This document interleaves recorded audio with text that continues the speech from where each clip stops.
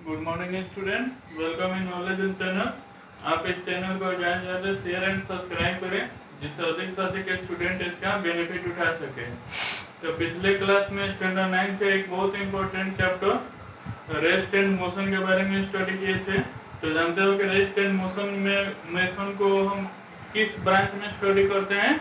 तो काइनेमेटिक्स में स्टडी करते हैं। और काइनेमेटिक्स क्या होता है? तो मोशन के दौरान अगर कोई बॉडी है कितना डिस्टेंस ट्रेवल किया, कितना उस समय उसके स्पीड था, वेलोसिटी क्या था, एक्सेलरेशन क्या था, यानी कोई भी मैथमेटिकल जो कैलकुलेशन होता है उसको हम किस में स्टडी करते हैं? काइनेमेटिक्स में। अब नेक्स्ट चैप्टर है force and law of motion. तो अब इसमें क्या स्टडी करेंगे कि जैसे यहाँ पे कोई बॉडी था, उसका स्पीड चेंज हो रहा था या वेलोसिटी चेंज हो रहा था या एक्सेलरेशन चेंज हो रहा था, तो आखिर उस चेंज के पीछे कोई ना कोई फैक्टर होगा जिसके कारण उस ऑब्जेक्ट का वेलोसिटी या स्पीड या एक्सेलरेशन चेंज हो रहा था। तो वही फैक्टर तुम्हारा क्या होता है? फोर्स होता है। तो इसलिए याद रखना कि जैसे वहां पे काइनेमेटिक्स था तो वहां पे क्या है? डायनेमिक्स है। तो डायनेमिक्स क्या होता है? तो it is a study of motion of a body while taking into account the cause of motion. यानी डायनेमिक क्या होता है कि मोशन का कौन सा रीजन है उसके बारे में स्टडी करते हैं। तो मोशन के लिए कौन रिस्पॉन्सिबल होता है? तो फोर्स रिस्पॉन्सिबल होता है। तो इसलिए याद रखना है कि काइनेमेटिक्स में हम किसी बॉडी के द्वारा जो डिस्टेंस, डिस्प्लेसमेंट, वेलोसिटी और एक्सेलरेशन उसको कैलकुलेट करने के बारे में स्टडी करते हैं। और डायनेमिक में हमेशा कॉज ऑफ मोशन के बारे में स्टडी करते हैं, यानी फोर्स के बारे में स्टडी करते हैं। तो यहाँ पे फोर्स क्या होता है? तो it is a physical quantity which either change the position,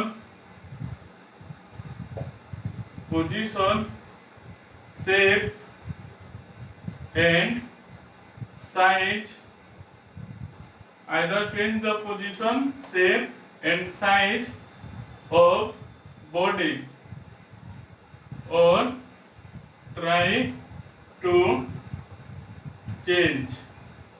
यानी यहाँ पे क्या होता है कि फोर्स जो होता है एक फिजिकल क्वांटिटी होता है जो किसी बॉडी के पोजीशन, शेप, साइज को चेंज कर देता है या चेंज करने का प्रयास करता है। जैसे मार्कर है, तो इस मार्कर को हम फोर्स लगाएं, इसको हम जहां रोटेट करना चाहते हैं वो अपने अकॉर्डिंग रोटेट कर सकते हैं। लेकिन मान लो दीवार है तो दीवार को हम फोर्स लगाएंगे तो इसको हम जहां रोटेट करना चाहेंगे वो रोटेट नहीं ना होगा। तो उस कंडीशन में क्या होगा कि यहाँ पे तो पोजीशन चेंज हो गया लेकिन यहाँ पे पोजीशन क्या हुआ? चेंज नहीं हुआ। लेकिन हम पोजीशन चेंज करने का क्या किए? ट्राई किए। उसी तरह शेप एंड साइज है, तो एक आयरन का रॉड लो। अब आयरन के रॉड को अगर स्ट्रेच यानी खींचोगे तो वो तुम्हारा क्या होगा? एक्सपेंड नहीं करेगा।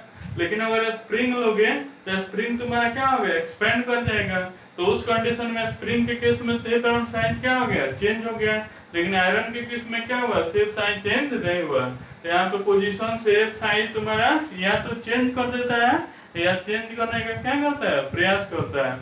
अब यहाँ पे इफेक्ट ऑफ फोर्स, यानी इफेक्ट ऑफ फोर्स क्या होता है? तो फर्स्ट नंबर में it start body in motion from rest. यानी अगर कोई बॉडी रेस्ट में है तो उसको मोशन में ला सकता है। जैसे मान लो अगर कोई ट्रक आया होगा और उस पे हम 10-12 आदमी जाके पीछे से धक्का दे रहे हैं तो हम फोर्स लगा रहे हैं तो ट्रक क्या होगा? आगे की ओर मूव करने लगेगा। तो अगर कोई बॉडी रेस्ट में है तो उसको मोशन में ला सकता है। और यहाँ पे it comes body motion to rest. यानी अगर कोई बॉडी मोशन में है तो उसको रेस्ट में भी ला सकता है। जैसे यहाँ पे अगर कोई व्हीकल जा रहा है मान लो 20 मीटर पर सेकेंड से, उसको हम ब्रेक अप्लाइड कर दिए, फोर्स अप्लाइड कर दिए तो कुछ दूर जाने के बाद क्या हो जाता है? रुक जाता है। तो तुम्हारा क्या होगा, रेस्ट में भी आ सकता है। थर्ड नंबर में it change the direction of motion, यानी ये तुम्हारा क्या करता है कि मोशन के डायरेक्शन को भी चेंज कर देता है। जैसे यहाँ पे मान लो कोई ट्रक चला रहा है, वो अपना फोर्स लगा के उसका हैंडल क्या करता है, रोटेट करता है। तो अगर ट्रक ऐसे स्ट्रेट लाइन में जा रहा है तो वो तो क्या हो जाता है, कर्व में आ जाता है। उसी तरह यहाँ पे 4 नंबर में it change the shape and size of body, यानी ये क्या करता है कि किसी बॉडी के शेप और साइज को भी चेंज कर सकता है। जैसे स्प्रिंग और रॉड वाला एग्जांपल बताएं कि स्प्रिंग में तुम्हारा चेंज हो जाता है, लेकिन रॉड में तुम्हारा क्या होता है, चेंज नहीं होता है। तो ये था कि फोर्स क्या होता है, फोर्स का इफेक्ट क्या होता है। अब यहाँ पे एक टर्म आता है रिजल्टेंट फोर्स। तो रिजल्टेंट फोर्स क्या होता है, तो जैसे यहाँ पे अगर कोई बॉडी है उस पे मान लो 10-12 आदमी फोर्स लगा रहा है, तो एक समय में किसी एक डायरेक्शन में ना मूव करेगा, वो तो 4-5 डायरेक्शन में वन टाइम में मूव नहीं करता है। तो जिस डायरेक्शन में जितना फोर्स से वो मूव करता है उसी को हम क्या कहते हैं, रिजल्टेंट फोर्स कहते हैं। यानी ये क्या होता है, तो when many force exerted on a body, then it move in unique direction at a certain time. This direction of force is known as resultant force, और इसको हम RF से रिप्रेजेंट करते हैं। तो उस कंडीशन में क्या होगा कि जैसे इसको सिंपली समझ सकते हो, यहाँ पे अगर कोई बॉडी है और यहाँ पे इधर 5 न्यूटन गया और यहाँ पे इधर 10 न्यूटन फोर्स लग रहा है। न्यूटन यहाँ पर फोर्स कैसा यूनिट होता है जिसको आगे पढ़ेंगे। तो ये बॉडी किस डायरेक्शन में मूव करेगा, इस डायरेक्शन में आएगा। कितना फोर्स आएगा, तो इसका 5 न्यूटन इसके 5 न्यूटन से न्यूट्रल हो जाएगा। तो यहाँ पे इसका रिजल्टेंट फोर्स क्या आ जाएगा, 5 न्यूटन आ जाएगा। अगर मान लो यहाँ पे, अगर मान लो ये तुम्हारा बॉडी है, इस डायरेक्शन में 10 न्यूटन और इस डायरेक्शन में 10 न्यूटन, तो ये बॉडी नहीं इधर जाएगा और नहीं उधर जाएगा, दोनों साइड का फोर्स तुम्हारा क्या है, इक्वल है। तो उस कंडीशन में इसके लिए जो रिजल्टेंट फोर्स होगा वो तुम्हारा क्या होगा, 0 न्यूटन हो जाएगा। अगर मान लो यहाँ पे थर्ड नंबर में अगर इधर 5 न्यूटन, इधर 5 न्यूटन और इधर 10 न्यूटन और इधर 8 न्यूटन है, तो इस पे अगर रिजल्टेंट फोर्स पूछेगा तो उस कंडीशन में क्या होगा, इसका जो हॉरिजॉन्टल फोर्स है वो तो आपस में इक्वल है। तो ये बॉडी नहीं इस साइड जाएगा नहीं इस साइड जाएगा और वर्टिकल फोर्स पे आएंगे। तो इधर वाला कम है उधर वाला क्या है, अधिक है। तो बॉडी किधर जाएगा, अपवर्ड में जाएगा। कितना से जाएगा, तो 10 न्यूटन है 8 न्यूटन है, तो यहाँ पे क्या आ जाएगा, 2 न्यूटन हो जाएगा। उसी तरह अगर यहाँ पे 4 नंबर में देखेंगे तो यहाँ पे अगर ये 5 न्यूटन है, इधर 8 न्यूटन है, इधर 10 न्यूटन है और इधर भी 10 न्यूटन है, तो इसका वर्टिकल कंपोनेंट क्या है, इक्वल है। तो नहीं ऊपर जाएगा नहीं नीचे जाएगा। और हॉरिजॉन्टल पे ध्यान देंगे तो इधर ये लेस है और इधर ये मोर है, यानी बॉडी किधर मूव करेगा, इस डायरेक्शन में। तो यहाँ पे रिजल्टेंट फोर्स क्या आ जाएगा, 3 न्यूटन हो जाएगा। तो उस कंडीशन में अगर कोई बॉडी दिया रहेगा, यानी अगर कोई बॉडी है उस पर अगर एक से अधिक फोर्स लग रहा है तो उस पर कितना रिजल्टेंट फोर्स होगा, यानी किस फोर्स के कारण वो मूव करेगा, वो हम कैलकुलेट कर सकते हैं। अब आगे है कि on the basis of resultant force, जो फोर्स होता है दो टाइप का होता है, यानी यहाँ पे on the basis of resultant force, जो फोर्स होता है वो दो टाइप का होता है, एक होता है बैलेंस फोर्स और एक होता है अनबैलेंस फोर्स। यानी एक होता है बैलेंस फोर्स और एक होता है अनबैलेंस फोर्स। बैलेंस फोर्स का मीनिंग क्या होता है कि अगर रिजल्टेंट फोर्स का वैल्यू 0 न्यूटन होगा तो बैलेंस, अगर रिजल्टेंट फोर्स का value not equal to 0 newton रहेगा तो वो क्या होगा, अनबैलेंस। तो बैलेंस फोर्स के कंडीशन में बॉडी किस में रहेगा, रेस्ट में रहेगा, और अनबैलेंस के कंडीशन में बॉडी किस में रहेगा, तो मोशन में रहेगा। जैसे यहाँ पे अगर मान लो एक टेबल पे एक बॉक्स रखे हुए हैं, तो बॉक्स तुम्हारा क्या होता है, रोटेट नहीं करता है। इसका मीनिंग क्या हुआ, उस पे जितना फोर्स ऑफ ग्रेविटी लग रहा है नीचे की ओर, उतना ही फोर्स तुम्हारा क्या होगा, ऊपर की ओर लग रहा है। इसीलिए वो टेबल पे तुम्हारा क्या है, स्टेबल है। या अगर कोई व्हीकल है वो मूव नहीं कर रहा है, वो रेस्ट में है, तो इसका मतलब है कि वहां पे कौन सा फोर्स एक हो रहा है, बैलेंस फोर्स हो रहा है। लेकिन अगर यहाँ पे हम किसी व्हीकल को पकड़े हुए हैं लेकिन व्हीकल आगे की ओर मूव कर रहा है, तो हमारे द्वारा जो फोर्स है वो क्या है, कम है, व्हीकल का फोर्स क्या है, अधिक है, तो आगे की ओर क्या हो रहा है, मूवमेंट हो रहा है, तो भी क्या आ जाएगा, अनबैलेंस फोर्स।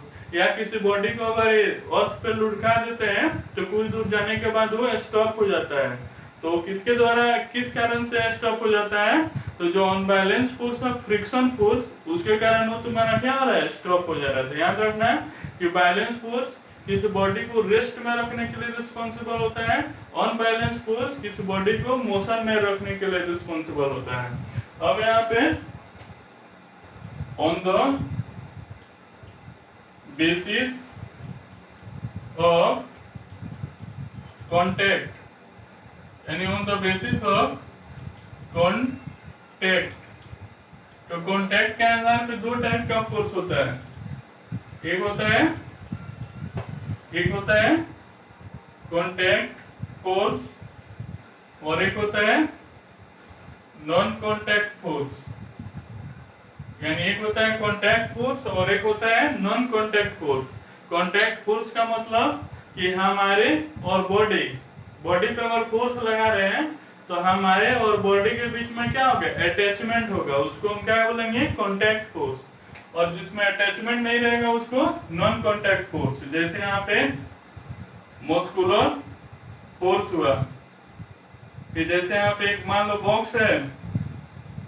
बॉक्स है और यहाँ पे अगर कोई पर्सन है तो इस पे क्या होता है, फोर्स लगाता है, तो ये बॉक्स आगे की ओर मूव करेगा, तो इसमें और इसमें क्या है, अटैचमेंट है, तो इसीलिए इसको हम क्या कहेंगे, कॉन्टैक्ट फोर्स। और ये मसल के द्वारा फोर्स लग रहा है इसीलिए इसको मस्कुलर फोर्स।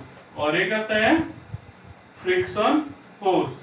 तो फ्रिक्शन फोर्स क्या होता है, हमेशा सरफेस और बॉडी के बीच में लगता है, और यही किसके लिए रिस्पॉन्सिबल होता है, इट इज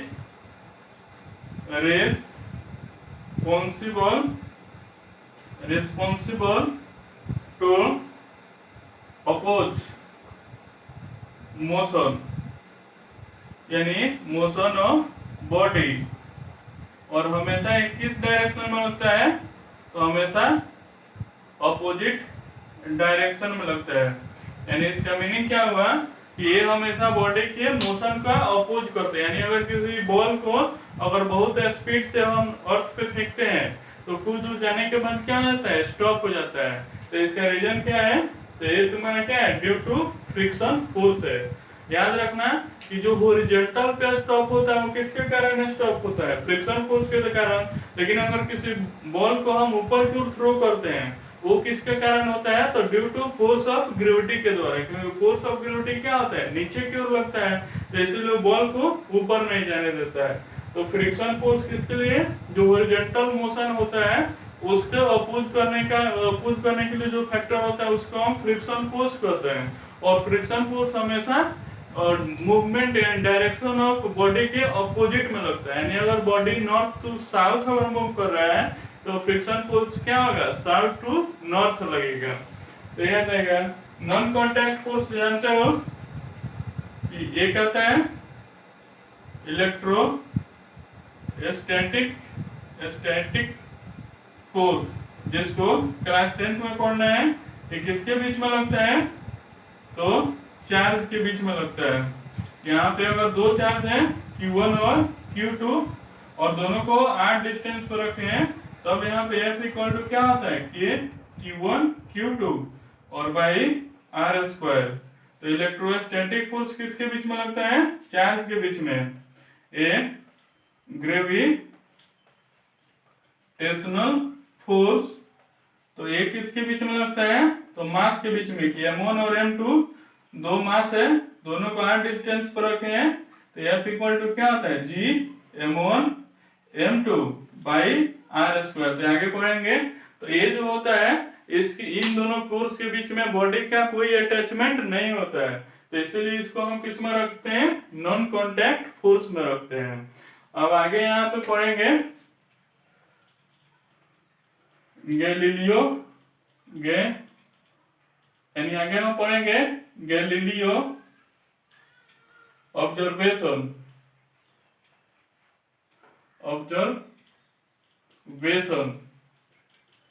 यानी एक साइंटिस्ट है गैलीलियो, तो उसका ऑब्जर्वेशन क्या है, तो उसको आगे हम स्टडी करते हैं।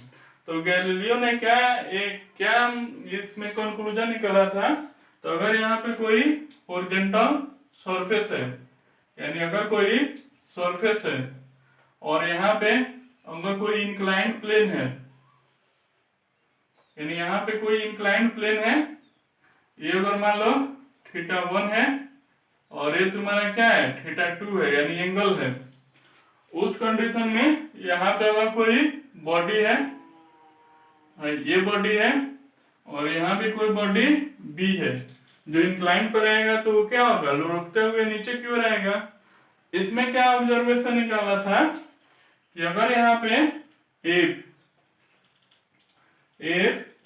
θ1 इक्वल θ2, यानी अगर दोनों के एंगल क्या हो, इक्वल हो, then distance cover by body is equal to distance cover by body B. यानी अगर यहाँ पे θ1 और θ2 दोनों क्या है, आपस में इक्वल है, तो जितना डिस्टेंस ए के द्वारा कवर किया जाएगा उतना ही डिस्टेंस तुम्हारा क्या होगा, बी के द्वारा कवर किया जाएगा।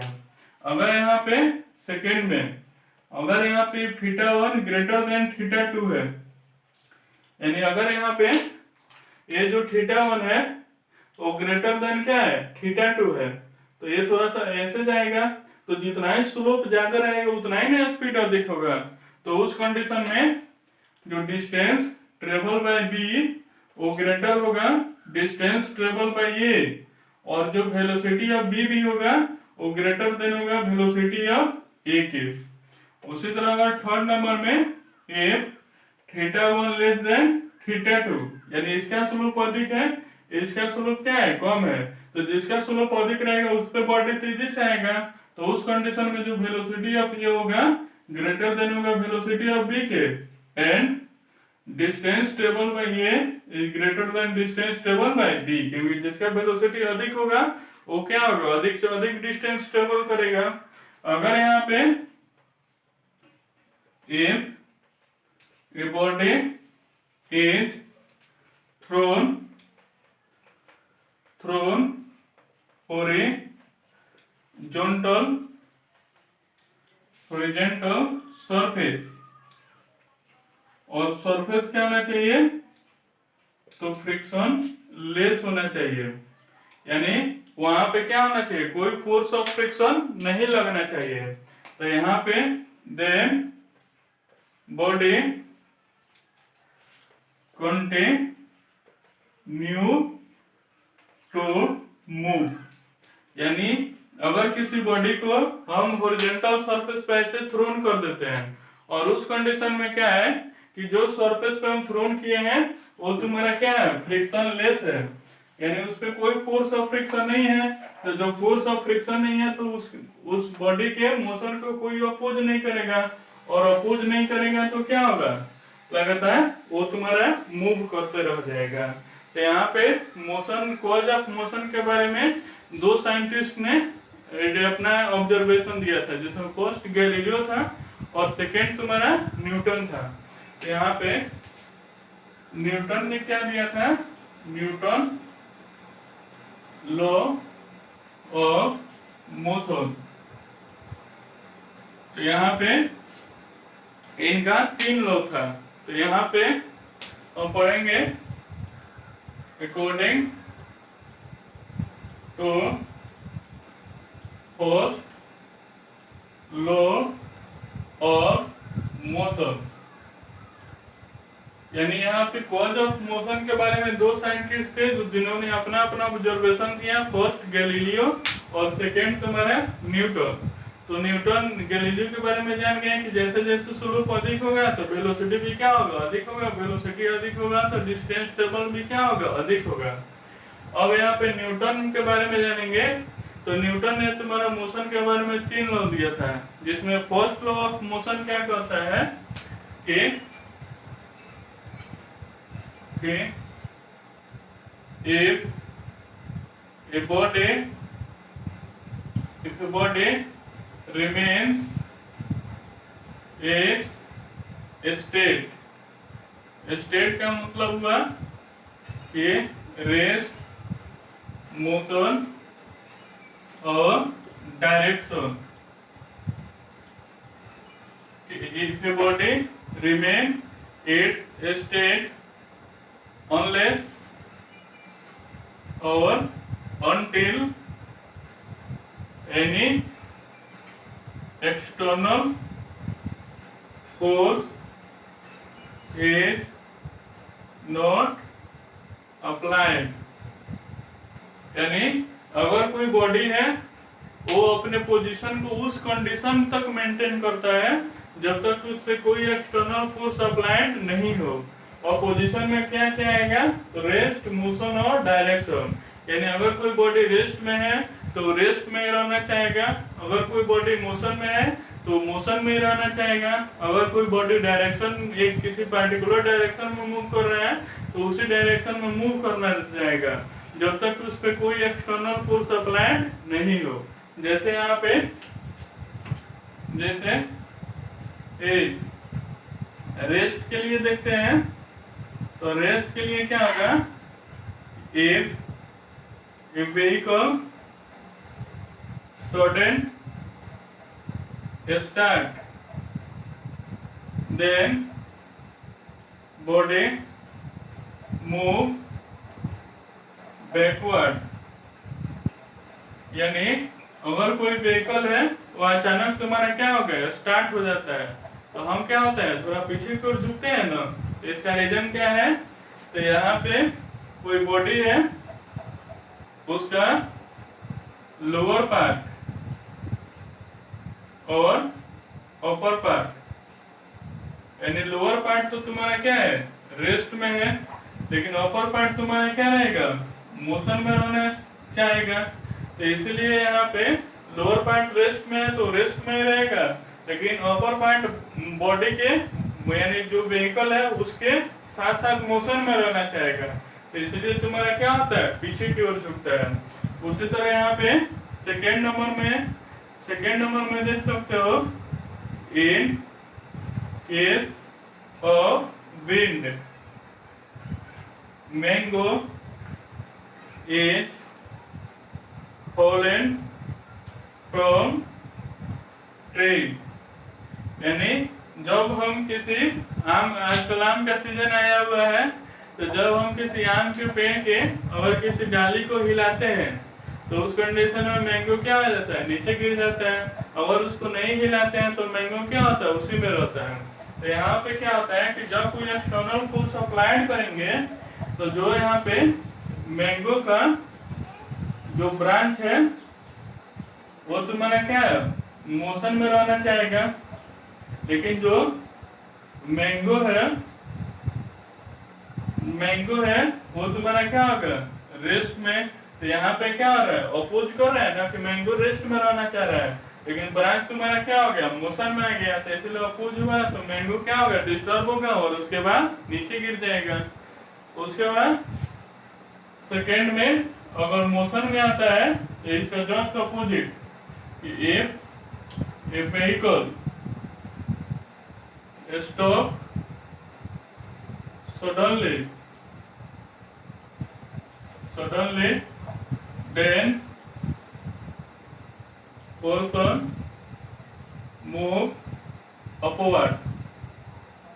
यानी अगर किसी व्हीकल को अचानक हम क्या करते हैं, ब्रेक लगाते हैं, तो वो तुम्हारा क्या होता है, हम आगे की ओर झुकते हैं। तो इसका रीजन क्या है, तो जो बॉडी है उसका अपर पार्ट जो है वो तुम्हारा क्या रहना चाहिएगा, मोशन में रहना चाहेगा, लेकिन इसका लोअर पार्ट तुम्हारा क्या है, रेस्ट में है ना।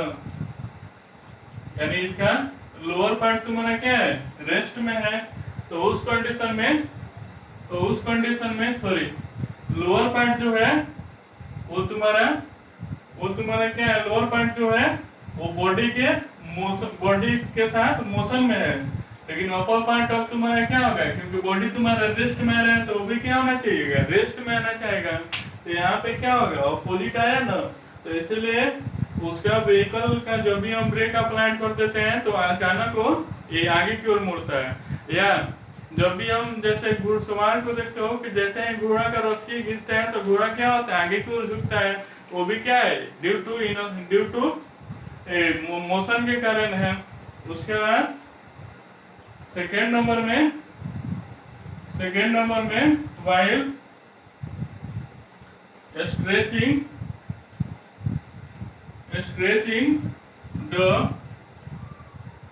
stretching the tread of horse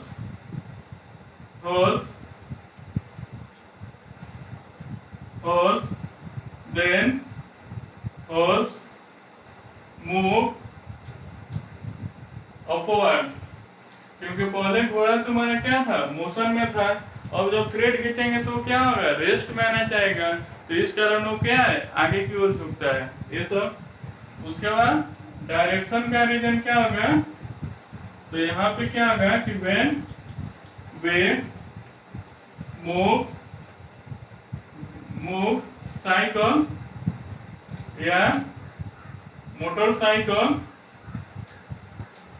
in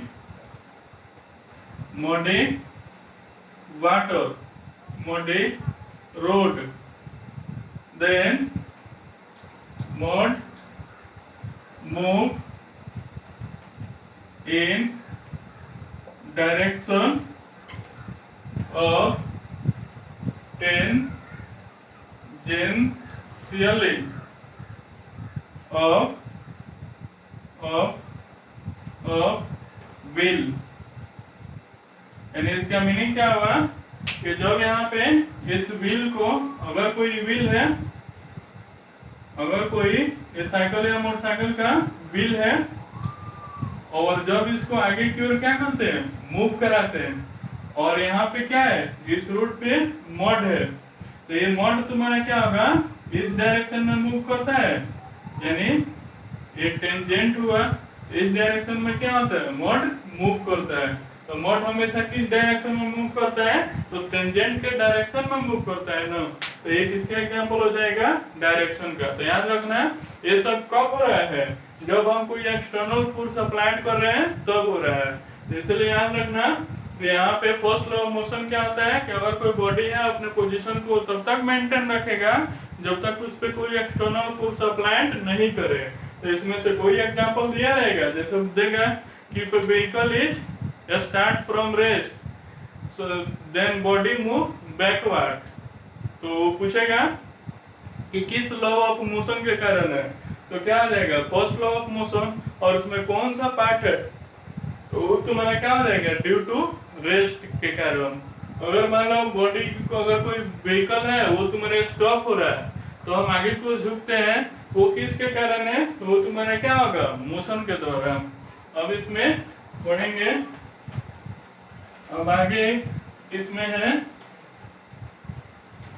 तो नेक्स्ट टॉपिक है तुम्हारा,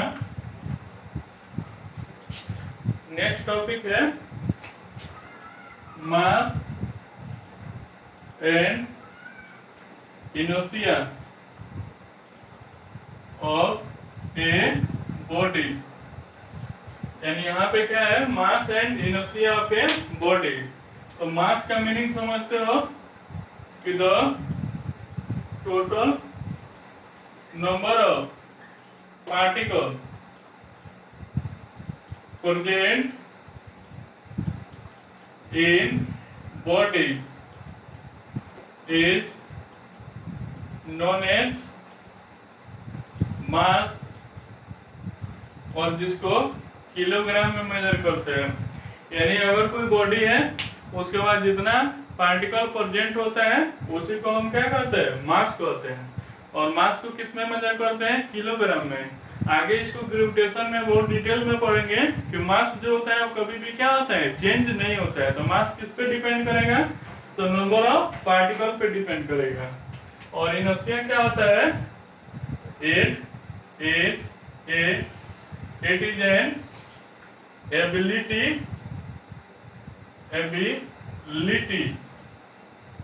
of body which help to maintain the position of body। यानी इनर्शिया क्या होता है कि एक एबिलिटी ऑफ बॉडी होता है जो किसी बॉडी के पोजीशन को मेंटेन करने में हेल्प करता है। यानी अगर कोई बॉडी रेस्ट में है तो रेस्ट में रहेगा, तो किस प्रॉपर्टी के कारण रह रहा है, तो इनर्शिया के कारण। अगर कोई बॉडी मोशन में है तो मोशन में रहेगा, किस प्रॉपर्टी के कारण हो रहा है, तो भी इनर्शिया के कारण। अगर कोई बॉडी किसी पार्टिकुलर डायरेक्शन में मूव कर रहा है तो उसी डायरेक्शन में मूव करेगा, किस प्रॉपर्टी के कारण, तो ड्यू टू डायरेक्शन के कारण। अब यहाँ ड्यू टू इनर्शिया के कारण। अब जो इनर्शिया होता है, इनर्शिया वो तुम्हारा तीन टाइप का होता है।